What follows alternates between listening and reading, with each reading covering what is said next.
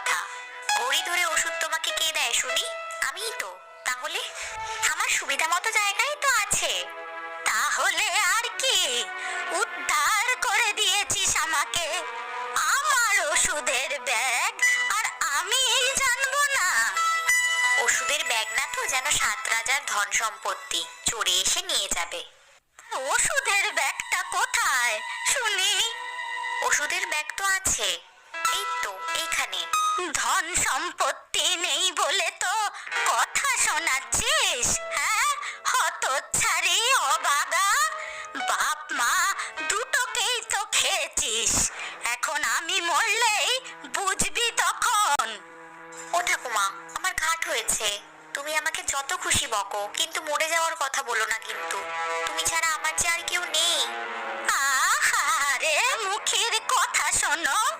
বলি, আমি কি ভগবানের কাছে মাথা বাঁধিয়ে এসেছি নাকি রে?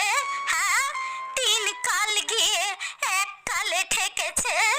না না ঠাকুমা, দেখো তুমি এখনো অনেক বছর বাঁচবে। আমি তোমাকে মরতেই দেব না।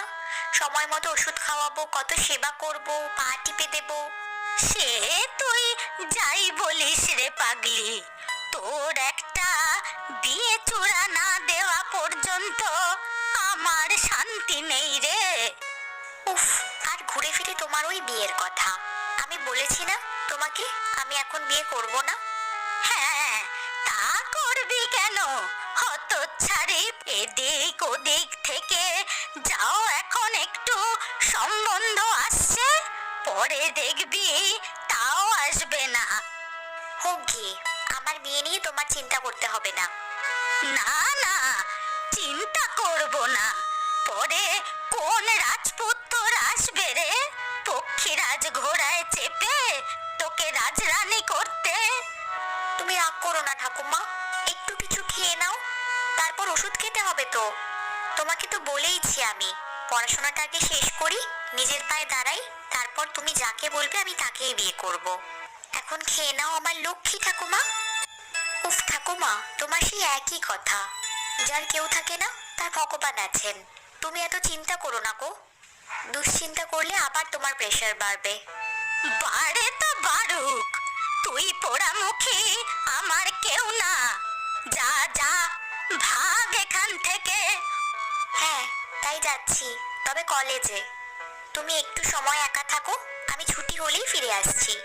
আর হ্যাঁ, আমার ফাইনাল পরীক্ষা পরের মাসেই কিন্তু। একটু আশীর্বাদ করো কিন্তু, সারাক্ষণই তো গালমন্দ করে যাচ্ছ। গালমন্দ করি তো বেশ করি, 100 বার করব। আর শোন পোড়ামুখী, আমি আশীর্বাদ না করলে তুই প্রতি বছর ক্লাসে ফার্স্ট হোস কি করে শুনি? তুমি আমার ভালো ঠাকুমা।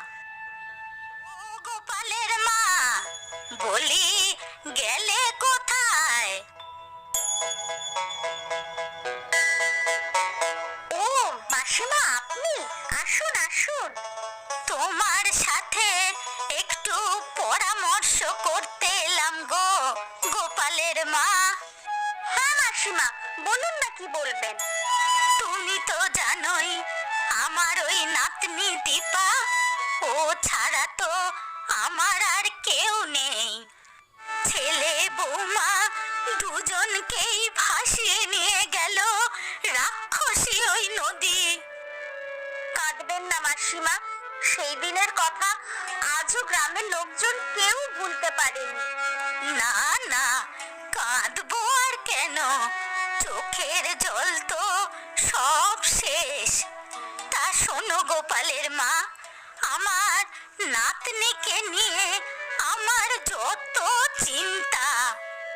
তা কেন হবে, দীপা তো খুবই ভালো মেয়ে, কত যত্ন করে আপনার, পড়াশোনায় ভালো। আমার গোপালকেও কত যত্ন করে পড়ায়, আর গোপালও দিদি অন্তপ্রাণ। তুমি আমার একটা উপকার করো মা, আমার নাতনির জন্য একটা পাত্রের সন্ধান করো তো। ও, এই কথা। আচ্ছা সে ঠিক আছে, তবে দীপার মতো মেয়ের জন্য পাত্র তো সেরকম ভালো হতে হবে। পাত্র সে তেমন কেউ কেটা না হলেও হবে, মোটামুটি চলনসই একটা হলেই হবে। সোনার আংটি আবার বাঁকা, তাতে কি বা এসে যায়? তা সে পাত্র দীপার পছন্দ হওয়া চাই তো আগে। ওর আবার পছন্দ আর অপছন্দ কি? আমি যা ঠিক করব তাই হবে। ওর ভালো কি আমি বুঝি না, নাকি চাই না? না না, আমি সে কথা বলতে চাইনি। তবে আজকের দিনের মেয়ে, ওরও তো ইচ্ছা অনিচ্ছা থাকবে। সে হতভাগীর কি আর ইচ্ছে আছে নাকি? বিয়ের কথা শুনলেই তার মেজাজ গরম। আগে নাকি পড়াশোনা শেষ করবে, তারপর চাকরি। ছি ছি ছি, কি দিনকাল পড়লো বলো তো। আচ্ছা মাসিমা, আমি খোঁজ খবর রাখবো। গোপালকে তো পড়াতে আসবে, তখন না হয় একবার কথা বলে দেখো। আজ আমি চলি।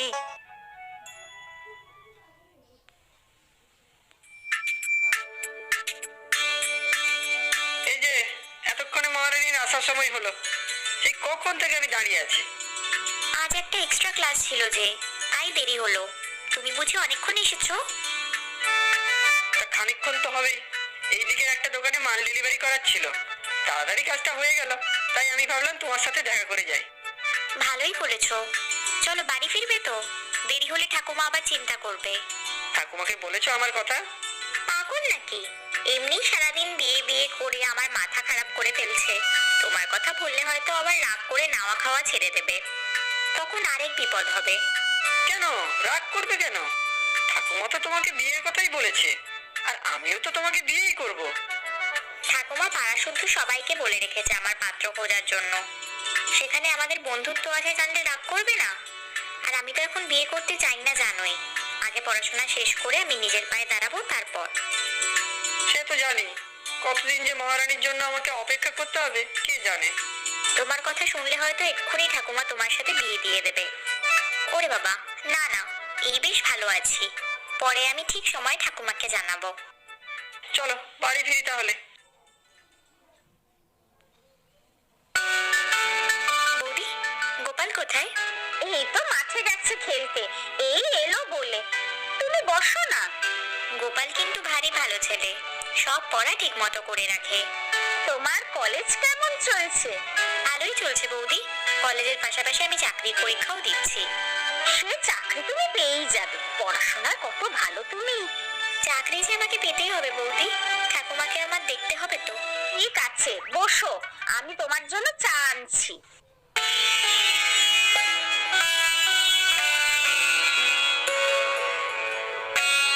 আরে গোপালের মা, এসো এসো। কি করছেন মাসিমা একা একা বসে? কি আর করব বলো, চিন্তার কি আর শেষ আছে? তোমাদেরকে তো আগেই বলেছি, নাতনিটাকে কারোর হাতে দিয়ে যেতে না পারলে আমার যে কিছুতেই শান্তি নেই। আমি সেদিন আপনার কথা মতো দীপার সাথে বিয়ের ব্যাপারে কথা বললাম, সে তো বিয়ের কথা শুনেই আটকে উঠলো। তাহলেই বোঝো আমার চিন্তা কি আর এমনি হয়? পোড়ামুখী বুঝতেই পারছে না যে আমি চোখ বুঝলে এই পুরো জগৎ সংসারে ও একা। কে দেখবে ওকে তখন বলো তো? মা বাপ তো পালিয়ে বাঁচলো, আমার হয়েছে যত জ্বালা। শুনুন না মাসিমা, আমার এক দুঃসম্পর্কের ভাই আছে, একাই মানুষ, একটা ছোটখাটো ব্যবসা করে। মা বাবা অনেক আগেই মারা গেছে। যদি আপনি বলেন, আমি একবার ওর সাথে কথা বলতে পারি। তাই করো গো, তাই করো। মেয়েটার একটা হিললে না হলে আমি মরেও শান্তি পাবো না। তবে দীপাকে কিছু এসব বলার দরকার নেই, না হলে আবার ঝামেলা পাকাবে। এতদিনে এই দিদির কথা মনে পড়লো? না গো, সেরকম নয়। জানোই তো, হঠাৎ করে মা বাবা চলে গেলেন, সবকিছু সামলে উঠতেই সময় চলে গেল। তা আছিস কেমন বল? তা ভালোই আছি। নিজের একটা ছোটখাটো ব্যবসা খুলেছি, ডিস্ট্রিবিউশনের ব্যবসা। শহরে বিভিন্ন দোকানে মাল সাপ্লাই করি, ভালোই চলছে। তা এবার একটা বিয়ে থা করে থিতু হ। সেসব পরে হবে, আগে নিজেকে তো একটু গোছাই। আজকালকার ছেলে মেয়েদের এসব কেমন ধারা ছিঁড়ি বুঝি না বাপু। বিয়ে করে এবার একটা বউ আন দেখি, আমরাও বিয়ে বাড়িতে আনন্দ করি। এসব কথা রাখো তো, আমাকে হঠাৎ ডেকে পাঠালে কেন সেটা বলো। কারণ ছাড়া কি ভাইকে ডাকা যায় না? আচ্ছা, হাত মুখ ধুয়ে আয় দেখি। আর শোন, আজ সন্ধ্যেবেলা পাশের বাড়িতে তুই আর আমি যাবো, একটু নিমন্ত্রণ আছে। আর তুমি যে বললে নিমন্ত্রণ, কই আর কাউকে তো দেখছি না। আসবে সব পরে হয়তো।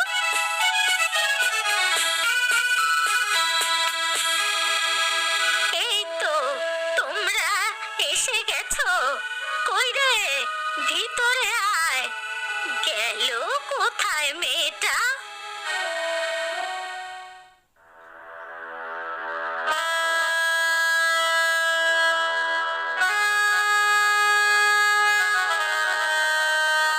কি রে, তোকে যে কখন থেকে ডাকছি। আমি বাইরে যাব না ঠাকুমা, কিছুতেই যাব না। যাবি না মানে? যাব না মানে যাব না। আমি তো কতবার বলেছি তোমাকে যে আমি বিয়ে করব না এখন। বিয়ে করবি না তো কি করবি শুনি? চাকরি করব, পড়াশোনা করব, নিজের পায়ে দাঁড়াবো। যত সব নেকাপোনা।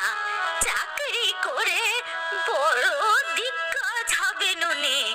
বিয়ে না করলে আমি চোখ বুঝলে তোকে কে দেখবে রে? তুমি বারবার একই কথা কেন বলছো? বারবার বলছি কারণ আমি তোর বিয়ে দিতে চাই, তাই। আমি বিয়ে করব না, করব না, করব না। নিজের বাপ মাকে তো খেয়েছিস, এবার কি আমি মরলে শান্তি পাবি হতচ্ছাড়ি? আমার বাবা মা নেই বলে তুমি আমার সাথে এরকম করতে পারছো। আজ আমার বাবা মা থাকলে? কি এত বড় কথা? তোকে এত বছর বুকে করে আমি মানুষ করলাম, আর আজ তার এই প্রতিদান দিচ্ছিস তুই? আমি খারাপ যখন তখন বিয়ে করে চলে যায় এখান থেকে।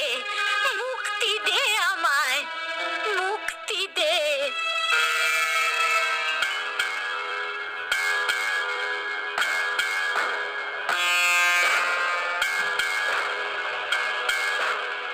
দীপা, দেখি তুমি। একি তুমি এখানে? দীপা, তুই একে চিনিস নাকি? কি রে ভাই, তুই দীপাকে চিনিস নাকি? হ্যাঁ, ওই আর কি, মানে চিনি। এই ব্যাপার বুঝি। তা বাছা, কি করে চিনলে তুমি দীপাকে? আসলে কলেজ যাওয়ার পথে আলাপ। আর মানে ও যে এই বাড়িতে থাকে সেটা তো জানতাম না। তাই বুঝি। তা গোপালদের বাড়ি এলে কি করে? এই তো আমার দূর সম্পর্কের দিদি। হ্যাঁ, আশ্চর্য, আমি তো কিছুই জানতাম না। আচ্ছা বাছা, তোমরা আমার কটা প্রশ্নের উত্তর দাও দেখি। কতদিন চেনো একে অপরকে? প্রায় 1 বছর। আর ঠাকুমা, আমরা একে অপরকে পছন্দ করি। আমি ওকে বিয়ে করতে চাই। ও মাসিমা, এই যে মেঘনা চাইতেই জল। হ্যাঁ রে দীপা, ও যা বলছে তা কি সত্যি? হ্যাঁ ঠাকুমা। তবে বিয়ের কথা শুনলে বাধা দিতিস কেন রে পোড়ামুখী? সবই তো তলে তলে ঠিক করেই রেখেছো। আমার আর তাহলে কি আর দরকার? তুমি রাগ করেছো ঠাকুমা? রাগ করবেন কেন মাসিমা, সব তো ঠিক হয়েই গেল। ও ঠাকুমা, তুমি রাগ করেছো? বলো না। রাগ তো করেইছি। আমাকে সব জানাসনি কেন রে হতচ্ছাড়ি পোড়ামুখী? আজ যে আমার বড় আনন্দের দিন, তোর একটা হিললে হলো। আমি চাকরি না পেলে বিয়ে করবো না ঠাকুমা। হ্যাঁ ঠাকুমা, দীপা ঠিক বলেছে।